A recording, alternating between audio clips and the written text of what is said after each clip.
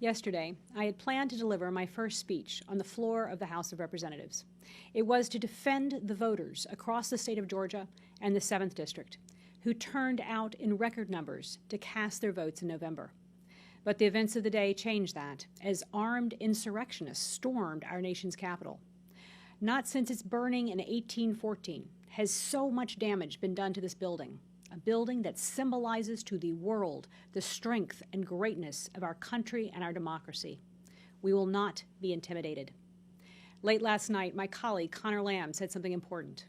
He said our commitment to making this institution work is stronger than their commitment to tear it down. In that vein, I want to assure you that the presidential election results in Georgia were legitimate. On Sunday, I was sworn in as the Congresswoman from Georgia's 7th District. I am here after 4 years of fighting for voting rights and fighting for fairness in our elections at every step of the way. Let's be clear. The November election occurred in a state run by Republicans who were and still are supporters of President Trump. The Republican leadership of Georgia wrote the election rules and refereed the election itself. And the Republican leadership of Georgia, following the laws of Georgia, have then certified the electors and the victory of President-elect Biden in Georgia.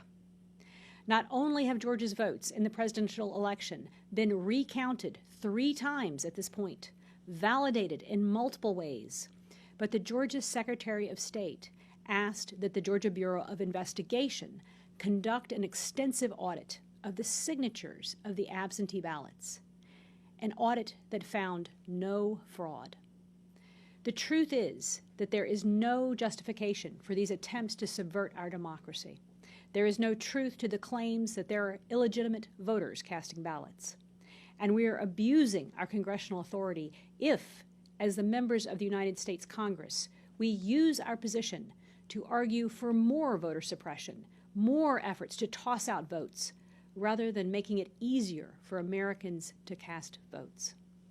But this is what some of my Republican colleagues are trying to do when they challenge the votes of 5 million Georgians. On the day of my swearing in as a new member of Congress, we learned that Donald Trump had called Georgia's Secretary of State, Brad Raffensperger, to ask him to find more than 11,780 votes so that he could change the result of the presidential election, because that is what this is really about. It's not about election integrity or transparency. It's about not liking the results of the election and trying to find a way to cheat to change the outcome. What a contrast to take the oath of office to support and defend the Constitution of the United States from all enemies, foreign and domestic, at the same time as the outgoing President of the United States was attempting to overturn our election, the very pillar of our democracy that makes our country so great.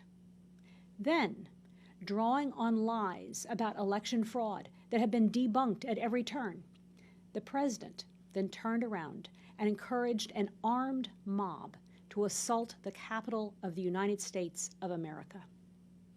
These mobs were clear about their intent on social media, and the President, knowing full well that they were carrying weapons, egged them on to march to the Capitol.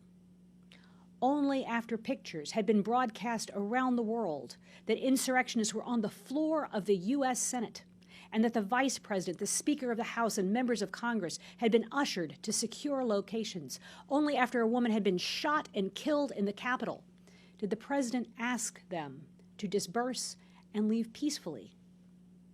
President Trump bears full responsibility for these events and for his flagrant efforts to solicit election fraud to subvert and destroy our democracy, which is why I recommended moving forward with impeachment.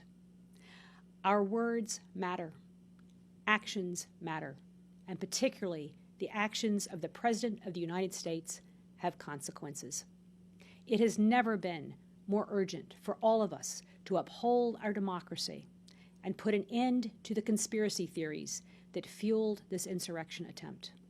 The President needs to be held accountable, and I will work with my colleagues to do just that through impeachment proceedings. I got into my race to restore trust in our government and I will work with my colleagues and President-elect Biden to do just that for Georgians and all Americans.